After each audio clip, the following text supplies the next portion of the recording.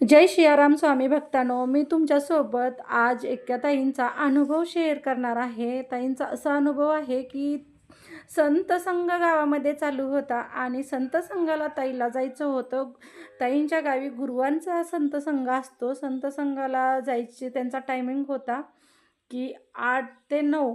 संत संघाला तर जायचं होतं, घाई गडबड होती आणि त्याच दिवशी ताईंना बोर घ्यायचा होता. म्हणजे बोर घ्यायची मशीनचा टायमिंग होता की 2 वाजेपर्यंत आम्ही येताल म्हणून त्यांनी सांगितलेलं. परत त्यांनी सारखं कॉल वगैरे केलं त्या बोरच्या मशीनच्या गाडीला, पण मशीनची गाडी काय संध्याकाळी 7 वाजेपर्यंत आली नाही.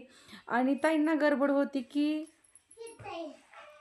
जास्तीत जास्त लवकर संत संघामध्ये म्हणजे जायचं सगळं कार्य त्यांच्याकडे होतं, कारण त्याच संत संघाच्या अध्यक्ष होत्या आणि त्यांना तिथं जाऊन पूर्ण म्हणजे तयारी करायची होती. सगळ्यांना सगळ्या प्रतिमा ही त्यांच्याकडेच होती आणि संत संघाला जायचं होतं. आणि त्यामध्ये त्यांच्या संत संघामध्ये महाप्रसाद करतात आणि महाप्रसादाचं कार्य पण त्यांच्याच घरी म्हणजे त्यांच्या नणंदबाईला करायचं होतं, पण त्या नणंदबाईने तिकडं काहीतरी अडचण होती म्हणून त्यांनी ताईंच्याच घरी करायला सांगितलं. आणि त्या दिवशी महाप्रसाद पण आणि बोरची गाडी पण येण्याची एवढी धावपळ होती आणि शेवटी 7 वाजता बोरची गाडी आली.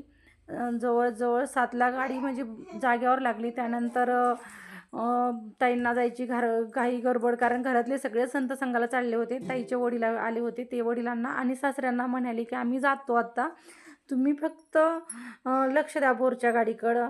आणि फक्त ताईंच्या मनात एकच विचार होता की माऊली, मी घराच्या बाहेर पाऊल टाकायच्या आधी तुमच्या दर्शनाला म्हणजे तुमच्या संत संघाला यायच्या आधी मला फक्त थोडं तरी म्हणजे पाणी बोरमधून वरी आलेलं माझ्या बातमी माझ्या कानावर येऊ द्या, म्हणजे मी निश्चिंत होऊन तुमच्या म्हणजे सेवेला येईल. ताई तसं म्हणल्या आणि घरामध्ये आल्या आणि अष्टगंधाची डबी घेतली आणि म्हणल्या जा आता जायचंच आहे काय, आता शेवटी जे असेल ते माऊलीवर सगळं सोडून दिलं आणि घरामध्ये आल्या. आणि अष्टगंध असं कंपाळी लावतच होत्या तोपर्यंत ताईंचे मिस्टर पळत आले आणि म्हणाले की बोरला पाणी लागलेलं आहे, बाहेर ये पटकीन. माऊलीला एवढा धन्यवाद दिला की माऊली कसं किती हा चमत्कार की किती करता तुम्ही भक्ताच्या मनातल्या किती गोष्टी जाणून घेता.